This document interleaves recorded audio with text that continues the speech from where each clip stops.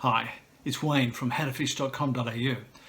In this second session of my carp fishing campaign, I get into a few better fish. So it was a better outcome, and I'll show you what's coming up. In this second session, I'd come down to fish the Yarra River.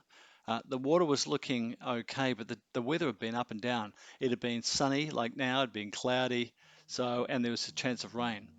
The area I was going to fish was this area immediately in front of me. This is where the water slowed down, so I knew that there was a bait holding there, and it's likely that the fish would be there. But I had to be really wary of snags. This area over there held a really bad one. I'd lost fish there in the past, so I had to draw them away from that. The line I was using was pretty heavy so that I could actually pull them out of those snags. I really do like being on the water just after rain. Unfortunately, this is sort of in the rain a bit, but it's just stopped now. We had a bit of a downpour a couple of minutes ago, made everything really super wet. We had a bit of a downpour overnight, and I see I might be just getting a bit of a movement on that rod. So I've got to get ready. I actually have to hold onto a tree to be able to strike into anything. Oh my goodness, here we go. First one. Ugh. So now it's right on that edge, and there is a snag out there, so I've got to be careful with that. Yes, and it is actually, this is not a carp. Oh, this is an eel. It's a big one too. Gee whiz. Whoa. Okay. Wow, this is very big. Okay, I'll see if I can get this up, because now the challenge is trying not to slip in, especially since it's got all so wet and muddy. Whoa.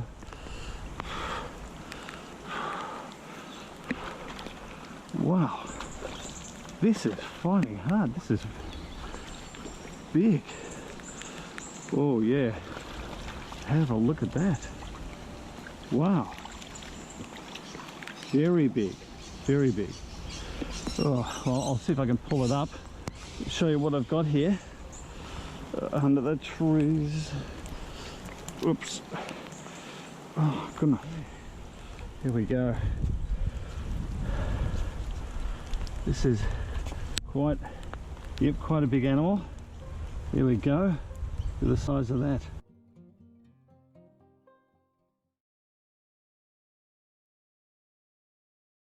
I'm using what I always use, which is my Bass Red fishing rod.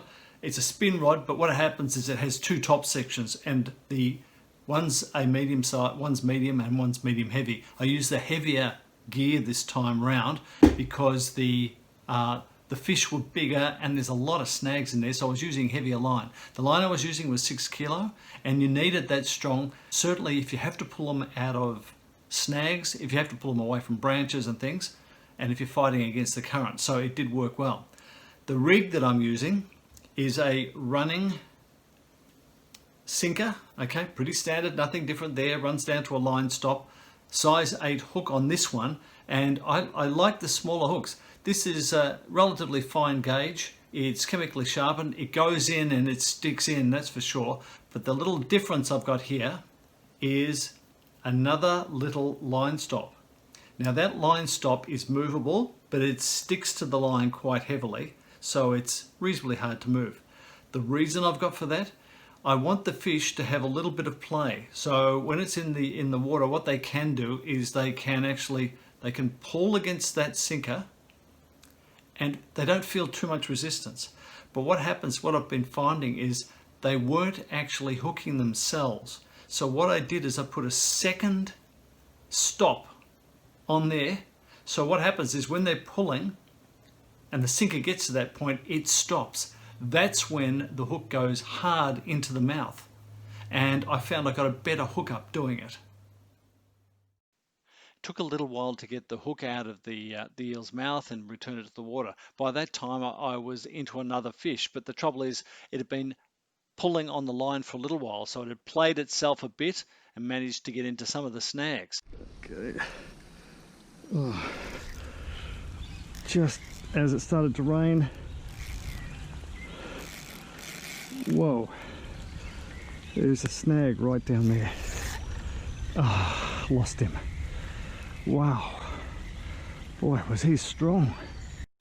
Now that fish was a real loss because it was strong enough to break off a 6 kilo leader, which I had here. And obviously, if you're not getting to your rod fast enough in these types of waters, that's what the fish will do, especially since there seems to be a few big ones about. But as you can see here, the leader and hook are missing. So that fish got away with everything. I'll have to improve on that next time I fish. The second rig that I was using was same type of rod, bass red rod, 6 kilo line. What I had is a boom section here to a Paternoster rig. So there's a boom section here and I had a fairly large weight down there.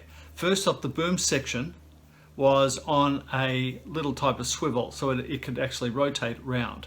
That worked really well. I had a size 6 hook, so a bigger hook in here, and that's where I was using sometimes a very big worm. So the European night crawlers that I've got, the cod killers they're called because they're so big, on that you needed a big hook for that.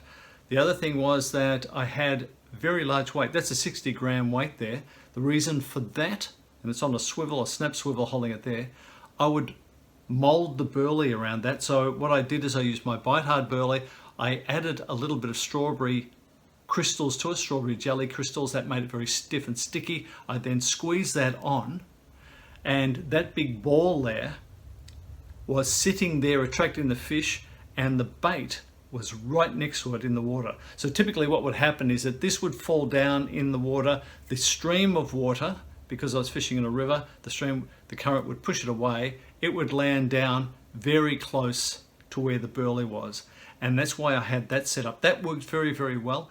And it's funny how long I continued to throw out little bits of burley into the fishing zone, and I hooked into a bigger fish. Now you can't hear it now, but this thing, I had been fighting this for probably about a minute before I got it in to this point here. It was a bigger fish than I'd caught before. It got out into the main flow of the river, created a bit of a problem for me. Then I got into the area closest to me. Now I'm huffing and puffing at this point because I'm trying to stand upright on a bit of a hillside. It's wet, so if I take a step forward, I might just slip in. The fish was roving around here, and because I got into the shallow water, I thought I actually had it. So when I actually got down to try and pick it up, then it started to move around a little bit more. I had to be careful. I had to hang on to a tree to get down to this point, but it was a reasonable sized fish. So it wasn't the biggest I'd caught before, but it certainly was a bit bigger than some of the ones previous. And it was a little bit hard to sort of film this properly because I had to be careful I didn't slip in. I was holding onto a tree. I had to look up to see where the rod was in the bushes. And then I get this fish. I was pretty happy about the size of it. I estimate this to be about, say, around about the 4 kilo mark. So it was good, just very, very difficult to film when you're trying to carry it up in amongst the trees and on a slope. So here it is, not the best photograph, but a nice chunky carp. It was actually quite fat. I estimate 3 to 4 kilos. Interesting thing, they seem to have always their dorsal fin always seems to have that tear in it. Many of the fish that I'd caught had the same thing. I'm not sure what causes it. After catching every fish, I was throwing in some of the bait that I was using. So I was throwing in corn, I was throwing in a few worms, I was throwing in a bit of my bite hard burley into that same spot. That was essential to keeping the fish in there because I think I had them feeding and it wasn't taking long between bites. So after doing that and then waiting about 15 minutes, I was into another fish. And this seems to be the vital ingredient to keeping the fish in the area, or at least attracting them in, and then getting some real action in a relatively short period of time. Keeping the food there, the fish know that it's around, they smell it from downstream, they come up and they find your bait.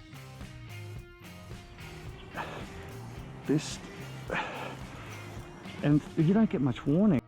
And it's a bit of fun when they jump out of the water when you're playing them, you know, mud marlin, sewer salmon, whatever it is, they're fighting hard. Whoa, it's a marlin jumping out of the water. Oh, I don't want it to tangle my other line though, which it's going to do for sure. Okay, and the snags are over there. Great. Oh, there is a snag definitely in there, so it's a reasonable sized fish too. It's just I don't know if I'll be able to get it in to show you. Oh, okay. Gotta love these river carp. Oh no, now he's in a snag. Right on the back. Oh, he's in some weed. And I can't get down there. I'll have to just see if he'll swim away. Let him get out. Will he swim out by himself? Yes. Yep, he will.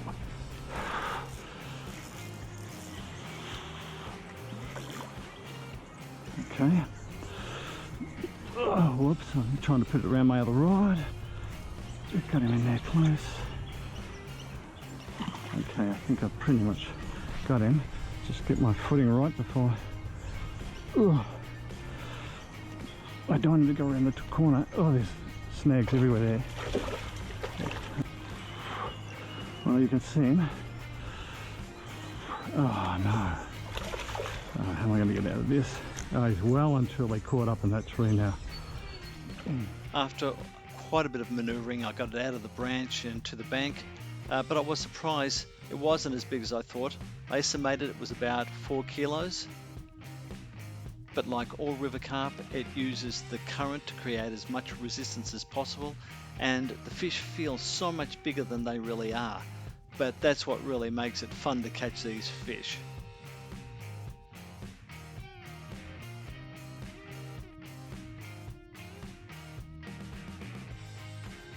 I was on the phone when I got this bite, so as always happens, you've got your hands full, you can't get to your rod. Luckily it was a small fish, so I didn't really have to play it all that hard. I could keep it out of the snags, and it was really just a matter of winding it in. So the last fish of the session, small carp, probably only about 1 kilo, but it's another fish caught on the worms. So all of the baits were working, and it just shows if you keep the burley in, you can get the fish attracted into the area and had a bit of fun doing it.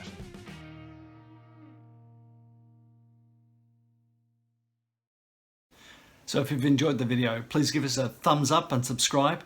And if you're interested in the gear, the burley, the techniques I'm using, go to my website, howtofish.com.au.